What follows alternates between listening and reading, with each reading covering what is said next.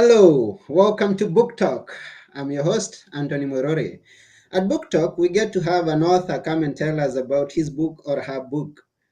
And it's always an interesting journey once we come into Book Talk. And we hear interesting topics like today's topic, which is Healing Begins With Us. But today, we don't have an author, we have authors. We have two sisters who have come together to compile this book.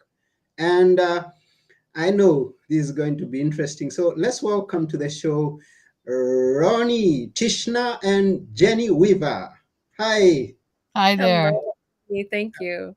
Yeah, I'm excited to have you both here on our episode today as we talk about this book. Great. We are We're very excited happy to be to with be here. you. Yeah, and before we go into the book, we would like to know who is Ronnie and who is Jennie. Let's go with Ronnie first. Sure. Well, first of all, I'm the older of the two sisters here. Oh, Yes. I got it right. Um, and by training, I'm a sociologist and I have specialized in family studies. So Jenny has her own path, and we have kind of combined our professional and personal experiences to bring this book forward. Beautiful. Jennie? Yes, I'm the younger sister, and and I have been a nurse practitioner and working in family medicine for the last 26 years. And so, yeah, Ronnie and I have been um, talking about putting this book together for quite a while now, and so it was a wonderful journey to work on this together. So I'm so happy to be here. Good. It's an interesting thing and beautiful thing to see two sisters working over a project together. And it's always good when we are encouraging one another, supporting one another. Mhm. But would like to know, where did it all begin? Where were you born and how yeah, just let's start there because I know we have got much to cover as you are growing up. Where were you born? Well, we were born in the Upper Midwest. We don't give a lot of details in terms of geography in our telling of our story because we're trying to protect the privacy of people whose story we are not trying to tell. Right? This is just about us. Mm-hmm. So we were born into a family, unfortunately, with a lot of problems: addiction, abuse, mental illness. Mm-hmm. And what we are trying to do in telling our story is talking about what it's like to grow up in a family like that, and in particular, one of the things that we focus on is what it does to the sibling relationships. There are a Mm-hmm. lot of people talking about recovery and how to recover from we're now calling them adverse childhood experiences or childhood trauma, how to recover from that. And what has been missing from this conversation from our perspective is what happens to sibling relationships. The focus is often on individuals and their healing process, but the siblings relationships are often quite damaged by the dynamics generated in these homes. And because we have been so important to each other in our healing journeys and our recovery, we wanted to share that with other people. That's what compelled us to come forward and tell our story at this point in time. Yeah, good. And is that where you still are, the place that you were born, or each of you moved in a different direction? Yes, we've moved in different areas, and so Mhm. we do make it a priority to get together with each other as many times a year as we can. And I would say at least every probably 3 months, we're making sure that we're getting together to connect. It's very important to both of us. Yeah, Right. always good to connect. And I am wondering, are you the only ones in the family, or do you have other siblings? We do have We a do have brother. Mm. each other, Mhm. yes. Who is in the middle, I guess? Yes. Yes. Okay, for this episode, I'm your brother. I'm in the middle. Yes. Perfect. Perfect.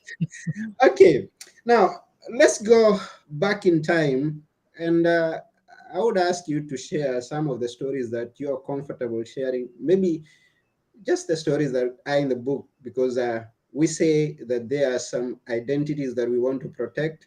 And Mhm. as much as you're comfortable sharing the stories, we'd like to hear a bit of them, starting with Ronnie. Tell us a few things.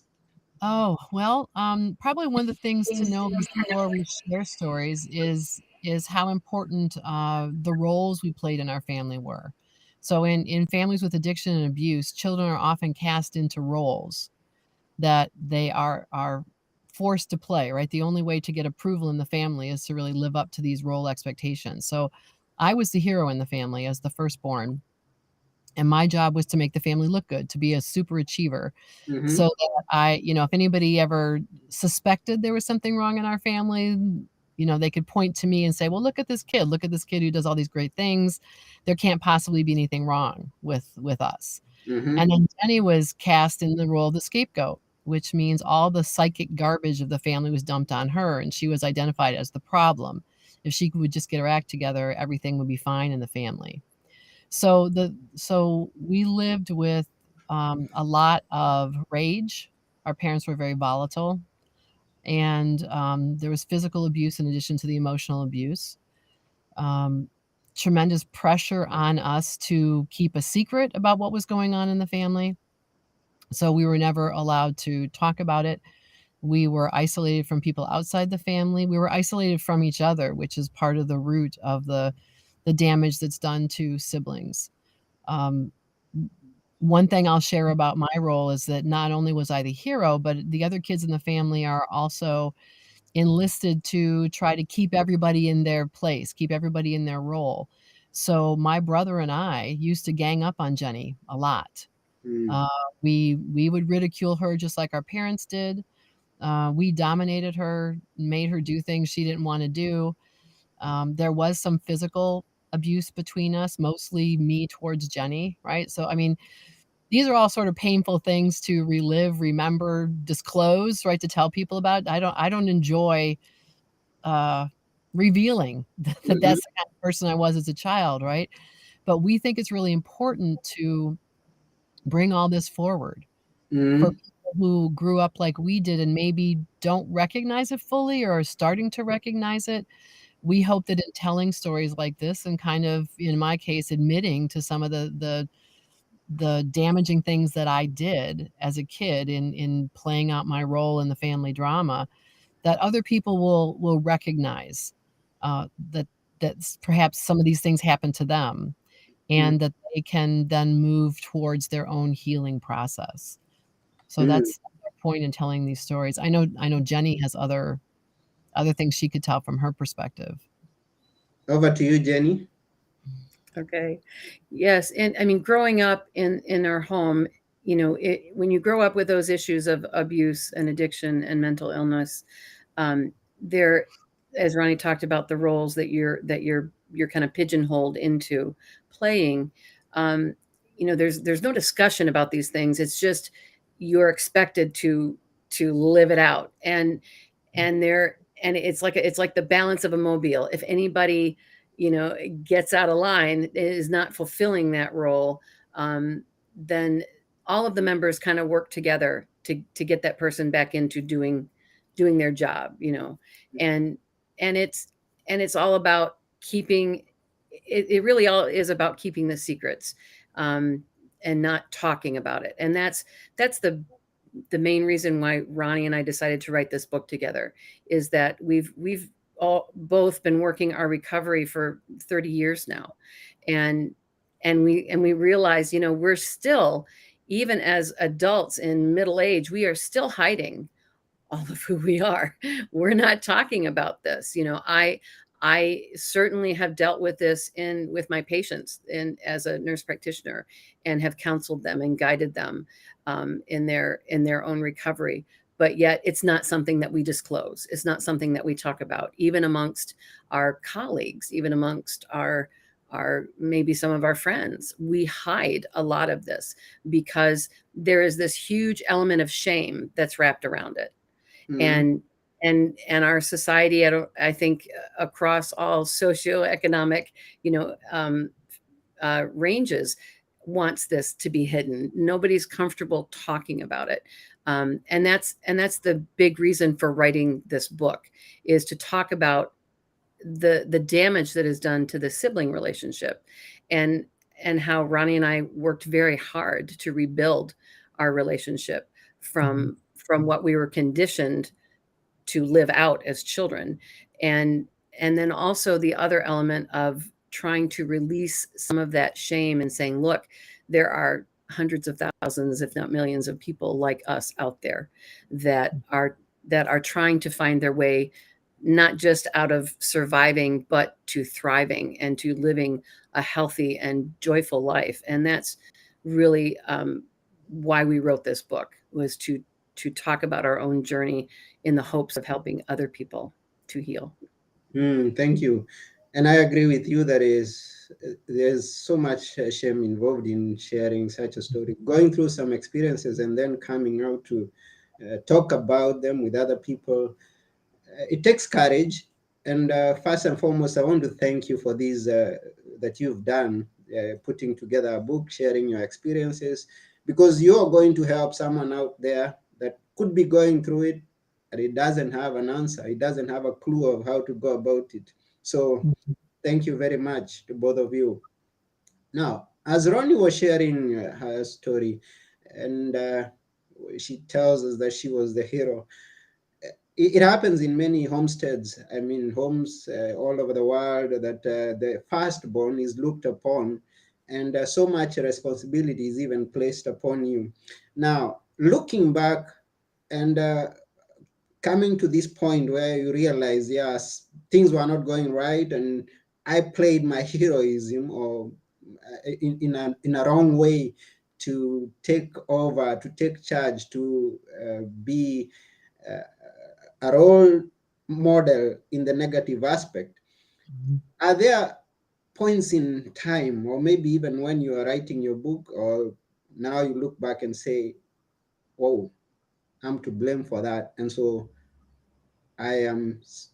You will find yourself going through some periods of guilt. Is it? Is it in? Sure. Mm-hmm. Absolutely. So it was an unfolding over time. Mm-hmm.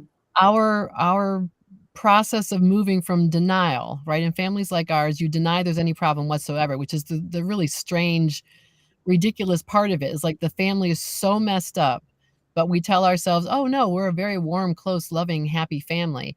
And so denial is this overwhelming dynamic for homes like ours.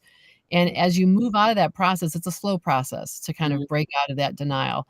And so it's kind of this unraveling that goes on over a period of time. And it was Jennie and I just starting to talk to each other and tell stories about our childhood. It began when we had children. And we're Mm-hmm. thinking about how can we be good mothers? And every person who becomes a parent goes through this. Well, what do I want to replicate from what I grew up with, and what do I want to do differently? And for us, the more we talked, the more we realized there were lots of things to do differently. And the more we realized how much we had been harmed by the things that had been done to us, that they weren't normal, they weren't okay.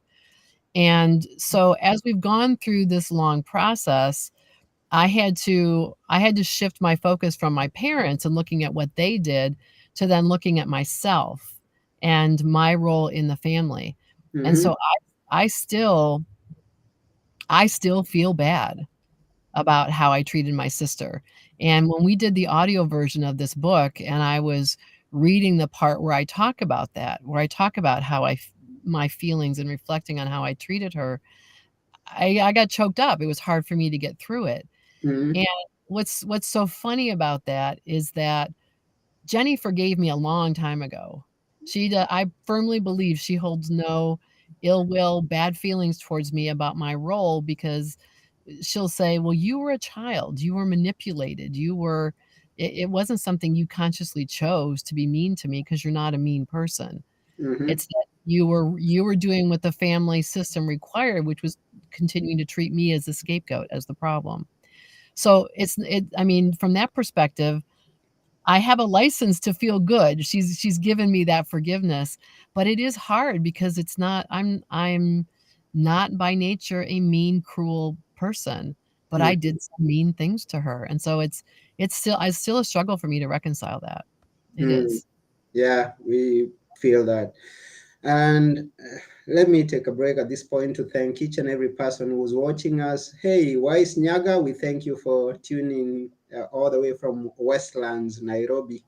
And every other person who's watching, and those who get to watch after we are through, or those who get to listen on the podcast platforms that we are going to share this episode, we thank you very much. And please, as you hear this episode, share it with other people, and go and get the book that we are discussing together with Ronni and Jennie, sisters who wrote a beautiful book to spread a message there of healing, reconciliation after family abuse. And yeah, let's proceed and look at where did it now come to the point that yes, Ronnie and or Jenny, whoever brought up the idea first, let's write this book.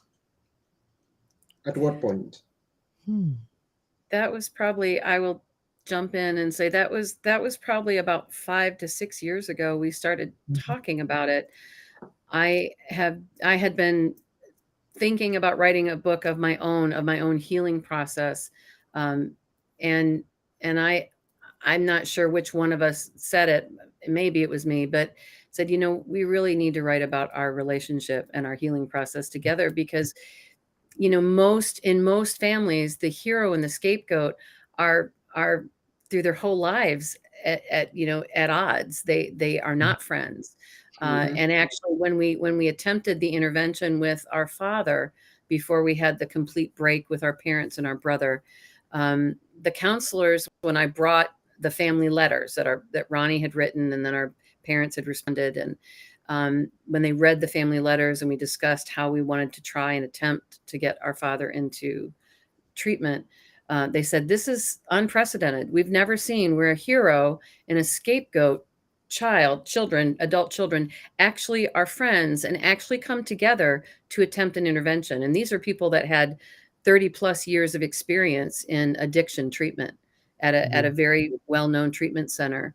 Mhm. And so I realized at that moment that I always felt like our relationship was special, but I realized in that moment that these counselors were so astounded that we were so close, and Ronnie was so supportive of me, that she wrote letters to the family saying this abuse has to stop because the abuse was continuing. The psychological verbal abuse was still continuing even after I was married and had my first child and then my second child, and it it was still done. A lot of it was done not in the presence of Ronnie, some of it, but it was like if I ever bucked my parents, then there would be a huge emotional fallout, even though I was a married grown woman.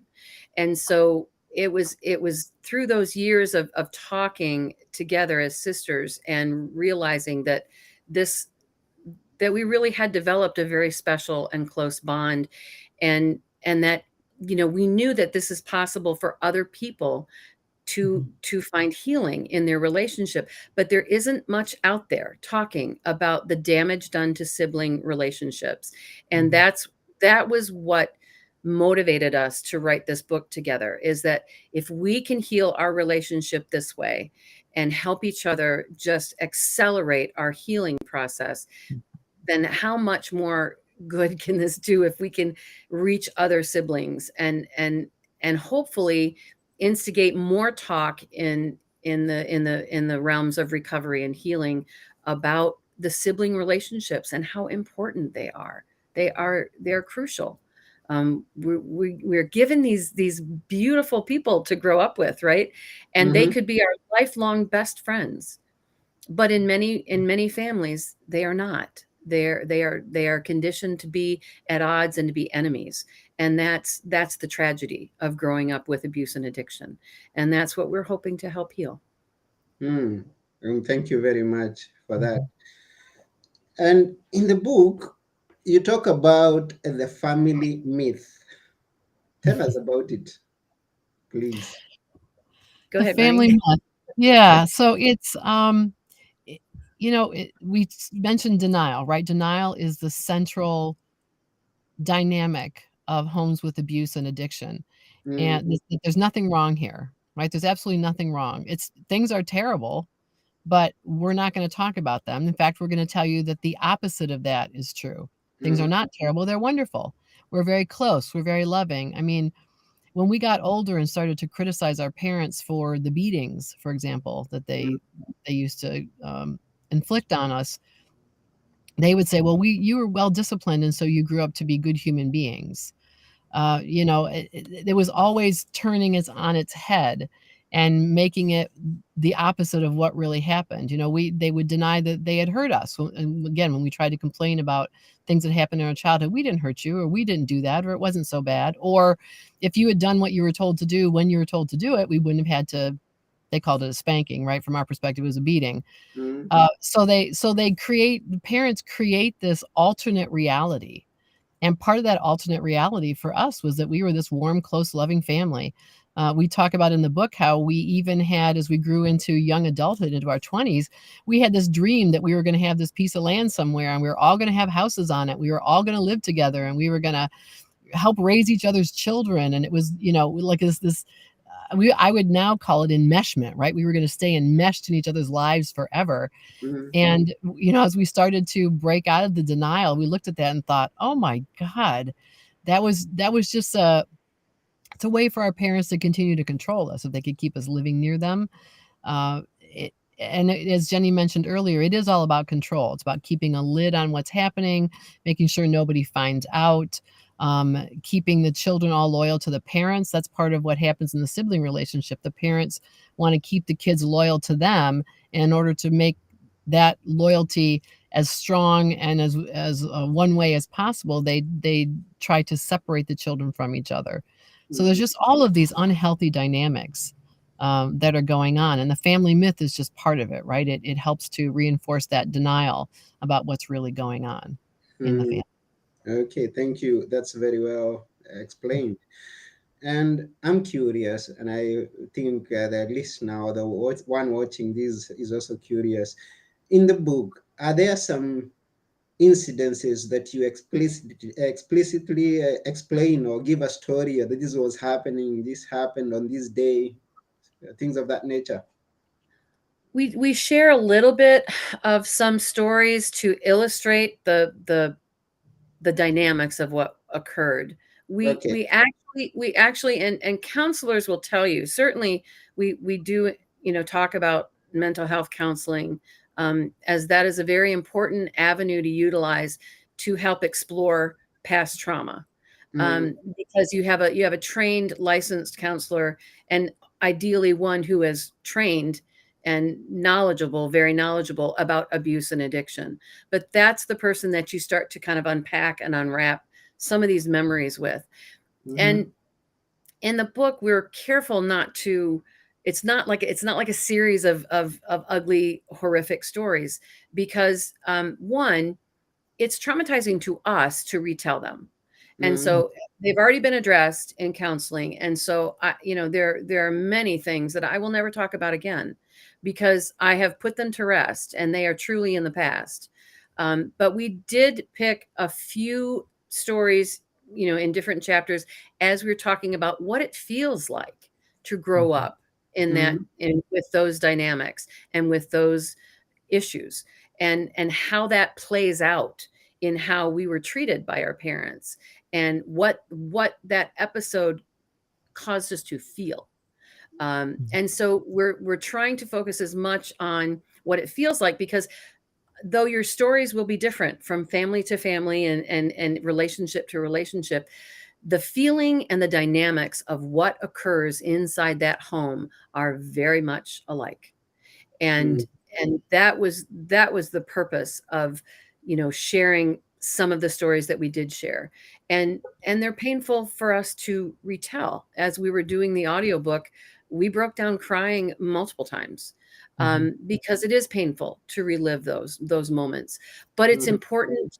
We felt it was important to give some brief scenarios, so that people could understand. And this book, yes, is for survivors who want to be more than a survivor, that want to thrive and want to live a life of joy, but also for their partners or their friends or other people that want to understand, what how these childhood adverse childhood experiences impact people. It has a lifelong effect that mm, you learn to live with. Um, and so that was why we tried to be careful about what we shared in terms of the memories, and we also were trying to be very mindful to protect the identity, the right to privacy, even of our parents and our brother. we Mm, we are estranged from them and have been for over 25 years, but we still love them, and we hope and pray for healing for them in to the fullest capacity possible. But for our healing, we had to step out of range and stay out of range. And that's Mhm. part of what is important to share in this book, is that you have a right to healing and you have a right to be safe, no matter how old you are. Right. whoa, whoa. Ah, and just picturing how, even after all that you've gone through, and now I mean, you're together with Ronnie, working together, and still you have that deep responsibility to protect the identity of your parents and the family. That's very good of you. And it's my thinking that this book could bring there is conciliation with the parents that you. I mean, you never know because they're gonna read it at some point, and you may find yourself coming together back. And I asked you of the stories, and I won't ask you to share them here because we don't want you to break out here. Now, um, but in your book, you also mentioned, and thank you for mentioning that you sharing with the you about you sharing with the specialist, and which we would advise anybody going through such issues to share with a specialist, someone who's trained and who has the experience. But you also talk about sharing. You mentioned about it. I don't know. You're gonna tell us what it is about sharing with other people. Now, this time is not a specialist, but maybe your close friends. What is it with sharing those stories with your friends or your any close person? Yeah, go ahead, Jenny. Okay, I will say that there whenever you do disclose, even just disclosing, I grew up in a home with addiction, abuse, and mental illness. Um, so I have shared just those just that with close friends. There are very few people other than probably my husband and Ronnie that I have talked about these specifics, because I talked with them and disclosed with them in part so my husband would understand me better and understand what I was going through as I was going through counseling about it. And of course, sharing with Ronnie was to, am I crazy? Was it really this bad? Did it really happen? And then she would say, yeah, I remember that. And it was that bad. And I was the sounding board for her and validated her memories when she said, I remember this. And I think that was a bad dream. And I said, no, I was there. And this is what happened next. And she was like, oh my God, that really did happen. So with friends, it's important for them to understand, your closest friends, that you went through these experiences and that it affects you in certain ways. So I have learned to articulate. I consider myself an extroverted introvert. And there are times when I need to go full on introvert and I need to back off. I just need time, alone time. And and so I would share with them those kinds of pieces of information. Um, there are people that as a survivor you may disclose. For example, I was in a work environment. The physician came in to visit other people that I worked with and say hi. He happened to know my parents and asked me about them. And I said, I really don't know. You would have to ask them yourself. He literally put his hand in my face like a big stop sign and said, no, no, I don't want to hear it. So obviously he had heard something from them about our estranged relationship. But so what I'm saying is there are going to be times where the survivor may try to explain themselves or or talk even just a little bit about what they've been through, and the person on the receiving end is not can't hear it, doesn't want to hear it, and Mhm. it may shut you down, and it may cause you to feel a tremendous amount of shame. And our book, I just keep going back to that. In the book, you know, the shame of what happened to you, it was never your shame to carry. Mhm. And that's the message that I want all survivors to hear. It is not your shame. Mm. You're an innocent child. Right. Yeah, and that's good. And because the aim and the purpose of any relation at this point that you are going to share your story with is to bring healing. It's not to just go back and tell of what everything that happened, but it's to focus on that thing that is going to bring healing to you and your Mhm. sibling. Right. Well, so thank you very much. Here we've been having Ronnie and Jennie, who've authored a book together known as Healing Begins with Us. And if you want to read that book, we share the link on our podcast, and you can just go and order it from Amazon and get to read much more.